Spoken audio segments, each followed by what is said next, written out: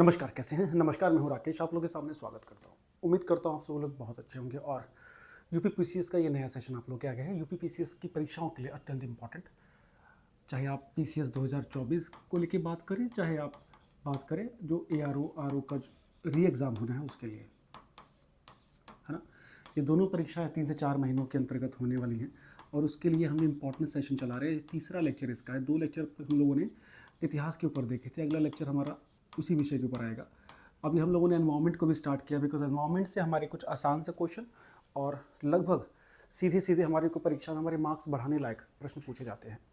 इसमें उन प्रश्नों को शामिल किया जाएगा स्टार्टिंग से लेके उस स्तर तक जो वर्तमान में 2022-23 में जो क्वेश्चन पूछे जा रहे हैं। आरओ का जो एग्ज़ाम कैंसिल हुआ था उसमें आप लोगों ने स्तर देखा होगा, तो हमें स्ट्रैटेजी चेंज करने की नीड है, तो उसी प्रकार के प्रश्न आप लोग को देखे जाएंगे। इसके लिए हम लोग जो 2017 के बाद के क्वेश्चंस हैं प्लस यूपीएससी वाले क्वेश्चंस और अन्य उच्च स्तर की परीक्षाओं में जो प्रश्न पूछे गए हैं उस विषय से उससे करने की कोशिश करेंगे। तो अभी आप देखेंगे तो पर्यावरण के एनवायरनमेंट के उस सेक्शन को छुआ गया है जो बिल्कुल स्टार्टिंग का सेक्शन है। उम्मीद करूँगा कि आप लोग इन क्वेश्चंस को अच्छे से हल कर पाएंगे और अगर हल नहीं भी होता है तो हमें कुछ नया और इम्पॉर्टेंट फैक्ट देखने को मिलेगा। तो ज़्यादातर क्वेश्चंस इसी प्रकार के सर्च किए गए हैं जो कि एमसीक्यूज़ हों, मल्टीपल ऑप्शन जिसके हों। पहला क्वेश्चन आप लोग के सामने है। इससे पहले 2-3 चीज़ करनी है। चैनल में पहली बार है तो सब्सक्राइब जरूर कर दीजिएगा। आप चैनल जब सब्सक्राइब करते हैं तभी चैनल आगे जाके रिकमेंडेशंस में आते हैं, तो इससे थोड़ा बेहतर होगा कि हम लोग अच्छा काम कर रहे हैं। पहला क्वेश्चन देखिए क्या बोल रहा है। पहला क्वेश्चन है पर्यावरण से क्या अभिप्राय है। बहुत बेसिक सा क्वेश्चन है ना। What you mean by environment या एनवायरनमेंट इज़, क्या है एनवायरनमेंट। बहुत अलग अलग परिभाषाएं हैं, तो उसमें 3-4 चीज़ें दे रखी हैं, तो इसमें पूछ रहा है कि क्या एनवायरनमेंट की सही डेफिनेशन है। पहला ऑप्शन क्या बोल रहा है, the natural habitat of land, water, air, plant and animals that exist around it. मतलब भूमि, जल, वायु, पौधों एवं पशुओं की प्राकृतिक दुनिया जो इनके चारों इर्द गिर्द अस्तित्व में है। बात तो लगभग सही लग रही है। दूसरा, sum total of conditions which surround human beings at a given point of time. उन सभी संपूर्ण दशाओं का योग जो व्यक्ति को एक समय बिंदु पर घेरे हुए हैं। मतलब अभी जब पर्टिकुलरली हम यहाँ पे हैं, अब मेरे इर्द गिर्द जितनी चीज़ें हैं, ये हवा, ये रोशनी, ये कमरा है ना, ये टेबल, ये कुर्सी, तो ये इस कमरे का ये एनवायरनमेंट हो गया। इससे ऊपर वाला स्टेटमेंट क्या था कि किसी स्थान पे जितने भी जीव और निर्जीव चीज़ें हैं उनको मिला के जो चीज़ बनी है वो पर्यावरण कहलाती है।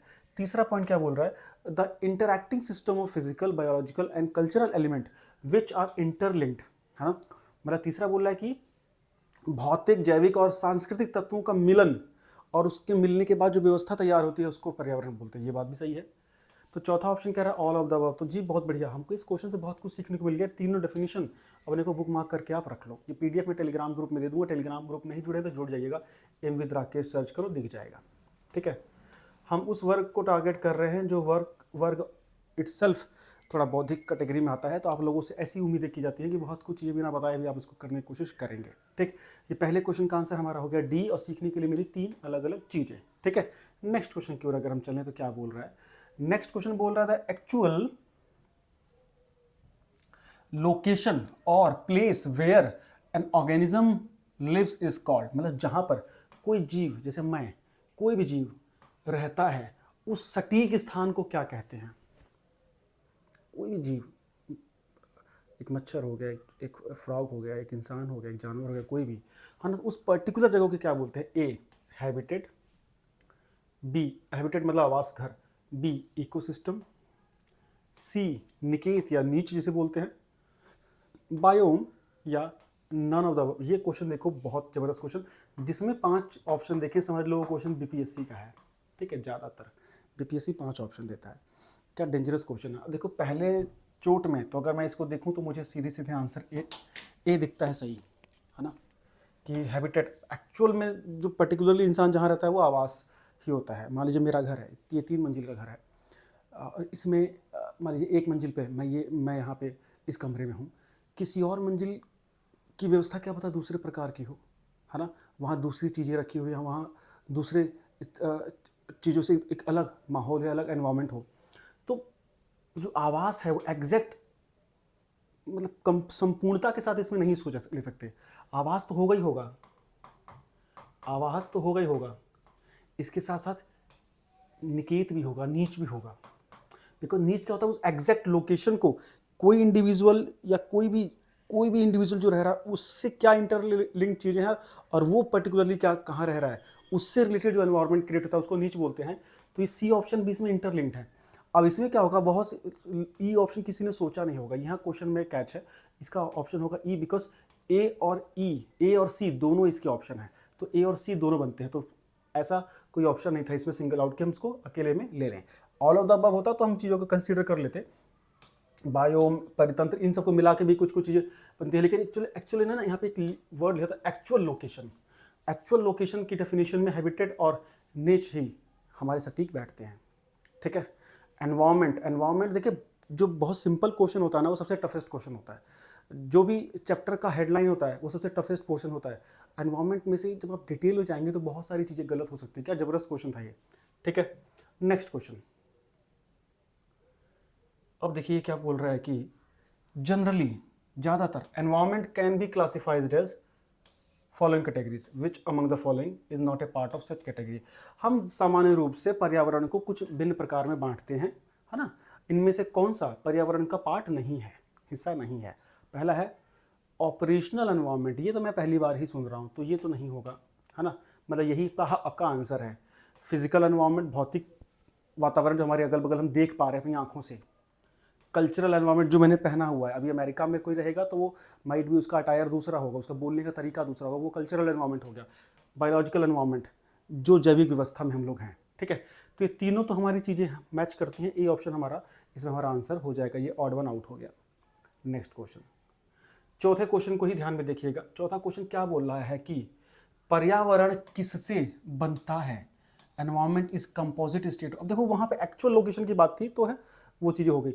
अब यहाँ बोला कि पर्यावरण में क्या क्या है भैया, किस किस चीज़ को मिला के पर्यावरण बनता है। ऑप्शन ए बायोटिक फैक्टर, जैविक फैक्टर, वो सब चीज़ें जिसमें जीवन है, वो सब चीज़ें हम देखो। अब जैसे इस कमरे का पर्यावरण बनाना है तो जो जैविक चीज़ें हैं, जैसे मैं हूँ या कोई पौधा हो, है ना, तो वो जैविक चीज़ें हो गई। उसके बाद भू आकृति, इस कमरे की आकृति क्या है ना, टेबल है, कुर्सी है, लाइट है, मेज है, तो वो फिजिकल जोग्राफी, फिजिकल उसकी एक्टिविटी वो हो गई, फैक्टर्स हो गए।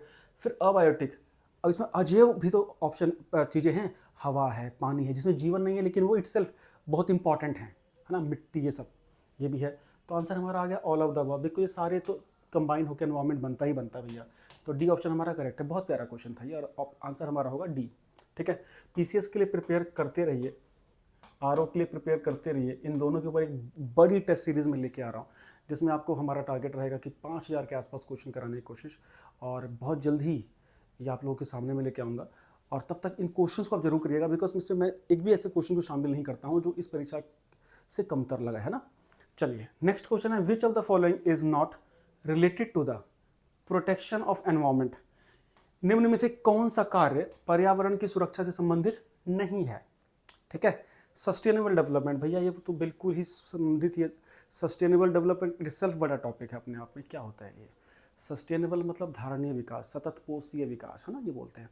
सस्टेनेबल मतलब वर्तमान समय में उतने ही संसाधनों का उपयोग करके ही अपना विकास करना जितने की नीड है ना। प्राकृतिक रिसोर्सेज का उतना ऑप्टिमम यूज़ कर पाना, इतना यूज़ करना क्या कि भविष्य के लिए भी उसको बचाया जा सके। अब मुझे अगर एक दिन में 1 बाल्टी पानी से, 1 गैलन पानी से मेरा कार्य चल जाता है, तो मैं 1 गैलन पानी ही यूज़ करूं, ना कि 5 गैलन पानी यूज़ करूं। अगर 5 गैलन पानी यूज़ कर रहा हूं तो मैं सस्टेनेबल डेवलपमेंट अपना नहीं कर रहा हूं। एक्चुअली मुझे नीड तो 1 गैलन पानी की थी, लेकिन मैंने अपने उस कार्य के लिए 5 गैलन यूज़ किया, तो ये सस्टेनेबल डेवलपमेंट या सस्टेनेबल कार्य नहीं हुआ। तो इसके लिए हमें क्या है कि भविष्य का ध्यान में रख के वर्तमान में रिसोर्सेज का यूज़ करना, वो सस्टेनेबल डेवलपमेंट कहलाता है। तो ये तो पर्यावरण से बहुत रिलेटेड है। जितना अच्छा सस्टेनेबल डेवलपमेंट होगा उतना अच्छा हमारा पर्यावरण होगा, उतना समृद्ध हमारा पर्यावरण होगा। इसको लेके यूएन ने भी चिंता जताई और सस्टेनेबल डेवलपमेंट के कुछ गोल्स रखे, 17 गोल्स दुनिया भर में, जो 2030 तक हमको अचीव करते हैं। पहले ये 2015 में इसकी शुरुआत हुई थी। चलिए ठीक, नेक्स्ट है पॉवर्टी रिडक्शन, गरीबी कम करना। गरीबी कम करने का पर्यावरण से बहुत ज़्यादा रिलेशन है नहीं, तो आंसर तो यही होगा।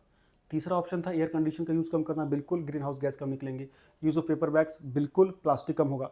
तो भैया बी ऑप्शन हमारा इसमें आंसर निकल के आ गया, ठीक है डन। नेक्स्ट क्वेश्चन की ओर अगर आप चल रहे हो तो अच्छा, टीचिंग वाले एग्जाम के लिए अगर आप प्रिपेयर कर रहे हो तो आप ध्यान दीजिएगा, जो हमारा दूसरा चैनल है नेक्स्ट टीचर, उस पर टीचिंग की क्लासेस कंटिन्यू जा रही हैं, तो ना आप लोग परेशान ना होना कि यहाँ क्लासेस क्यों नहीं आ रही। जो भी इंपॉर्टेंट न्यूज़ हुआ करेगी वो मैं यहाँ भी दे दिया करूँगा, लेकिन जो लेक्चर्स हैं हमारे टीचिंग वाले वो सारे नेक्स्ट टीचर पे आप सर्च करिए तो आपको मिल जाएंगे, ठीक है। चलिए, ये क्वेश्चन क्या कर रहा है, बड़ा क्वेश्चन है, MCQ है ये। Human activity in the recent past have caused the increase concentration of carbon dioxide in the atmosphere but a lot of it does not remain in the atmosphere, है ना। इसका क्या रीज़न है। हाल के वर्षों में मानव गतिविधियों के कारण, ह्यूमन मेड एक्टिविटी के कारण वायुमंडल में कार्बन डाइऑक्साइड की मात्रा बच्चे बढ़ती है, बिल्कुल सही बात है ना।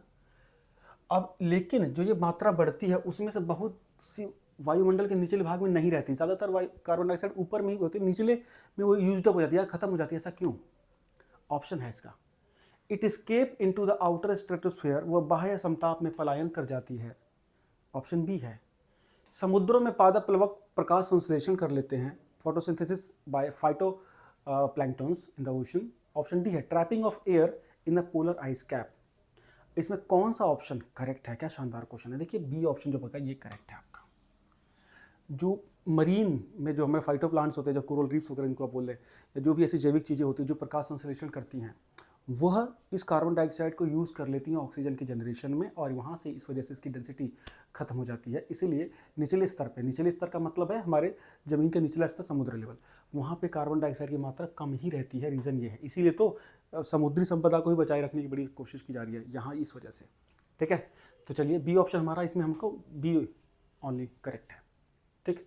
नेक्स्ट क्वेश्चन, पर्यावरण अपकर्ष से क्या अभिप्राय है? एनवायरमेंट जो खराब होता है उससे क्या मतलब है कि overall degradation of environment attribute, हाँ, पर्यावरण का हर तरीके से खराब होना, ठीक बात। मानव की क्रियाओं से विपरीत परिवर्तन आना, बिल्कुल ठीक बात। पारिस्थितिकी विभिन्नता के परिणाम स्वरूप पारिस्थितिकीय संतुलन, मतलब हमारी एक्टिविटीज़ की वजह से, है ना, हमारी है ना, ecological imbalance because of ecological diversity, मतलब पारिस्थितिकी की विभिन्नता की वजह से भी कई बार असंतुलन पैदा हो जाता है, वो भी एक कारण है पर्यावरण के नुकसान का या अपक्षय का। तो सारे हमारे तो आंसर है ही, है ना। तो डी ऑप्शन हमारा इसमें करेक्ट होगा। एनवायरमेंटल डिग्रेडेशन का मतलब है किसी भी सिचुएशन में जब पर्यावरण का क्षय हो, मतलब जो उसका नेचुरल वे है उसमें अडल्ट्रेशन हो जाए, उसमें मिक्सअप हो जाए। मान लीजिए हमारी वायु है, उसमें सारी गैसों का प्रोपोर्शन फिक्स है, अब उसमें जब एक्सटर्नल एलिमेंट्स आते हैं, सल्फर आ गया, नाइट्रोजन आ गया, तो पोल्यूशन हो जाता है, एनवायरमेंट डिग्रेड हो जाता है ना। तो जो जिस फॉर्म में है उसमें चेंजेस आ जाना, वो होता है एनवायरमेंटल डिग्रेडेशन, ठीक। Next, which of the following, 8वां क्वेश्चन हमारा है, इसको थोड़ा जूम कर लेते हैं पहले। Which of the following statement about the national green tribunal is not correct. अब तक एनजीटी के ऊपर जो कुछ क्वेश्चन है मैंने शामिल कर लिए, कैसे घूम घूम के आते हैं। एनजीटी आपको पता है, नेशनल ग्रीन ट्राइब्यूनल, राष्ट्रीय हरित पंचाट, ये ट्राइब्यूनल है, सेमी जुडिशियल इसकी ताकत है ना, क्वासी जुडिशियल है ये। और 2010 में बच्चे इसकी स्थापना हुई थी। मुख्य रूप से इसका लक्ष्य ये था कि पर्यावरण के ऊपर जो अनैतिक कार्य हो रहे हैं उसको रोकने, उसके ऊपर कार्रवाई की जाए। तो क्या इसके बारे में क्या क्या चीज़ है? It was setup in year 2010, ये तो करेक्ट है। It is involve in effective and expeditious disposal of cases related to environmental protection and conservation of forest, पर्यावरण संरक्षण तथा वनों के संरक्षण से संबंधित मामलों के प्रभावी और शीघ्र निपटान के में शामिल है। ऑप्शन सी क्या कहता है? It may consider giving relief and compensation for damage to the person and property, ये पर्यावरण संबंधित चीज़ों में ना डैमेज सूट्स भी देखते हैं और उसमें पेनल्टीज भी लगाते हैं, ठीक है। तो ये बात भी करेक्ट है। चौथा है, यह सिविल प्रक्रिया संहिता 1908 के तहत कार्य करते हैं, जी नहीं है, डी ऑप्शन हटा दो, सारे बाकी सही हैं। एनजीटी को लेके दिल्ली में इसका हेडक्वार्टर है, ठीक है। तो ABC करेक्ट है।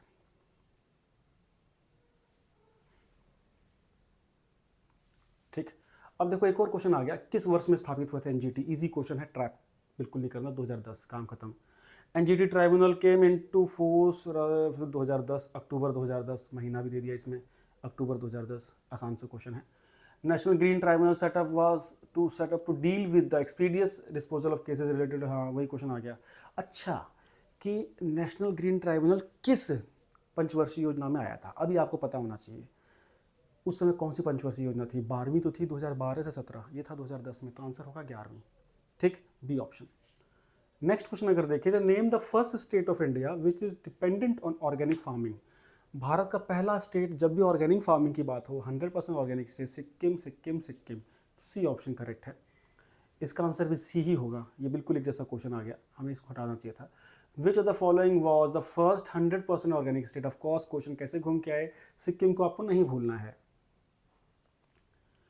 अब आ गया असर्शन रीजनिंग। अब देखो क्या है, कथन कहता है कि प्राकृतिक पर्यावरण स्वच्छ होता है, बिल्कुल सही बात है। इसका रीजन क्या दिया, मानव क्रियाएं पर्यावरणीय प्रदूषण का कारण है, ये बात भी सही है, ये भी सही है, ये भी सही है, सही तो दोनों है, लेकिन इनका आपस में रिलेशन फिट नहीं हो रहा है ना, मतलब ये इसका रीजन ऐसा कुछ नहीं है, तो मतलब हमारी क्या, दोनों सही हैं, ए एंड बी करेक्ट, बस आपस में एक्सप्लेन नहीं करते हैं, तो हम बी ऑप्शन के साथ जाएंगे। ठीक है, ठीक। नेक्स्ट अगर चलते हैं तो 16वां क्वेश्चन बोल रहा है, United nation framework for convention of climate change deals with, जलवायु परिवर्तन के ऊपर जो यूएनएफसीसी की बैठक होती है ना, उसका प्रमुख लक्ष्य क्या है?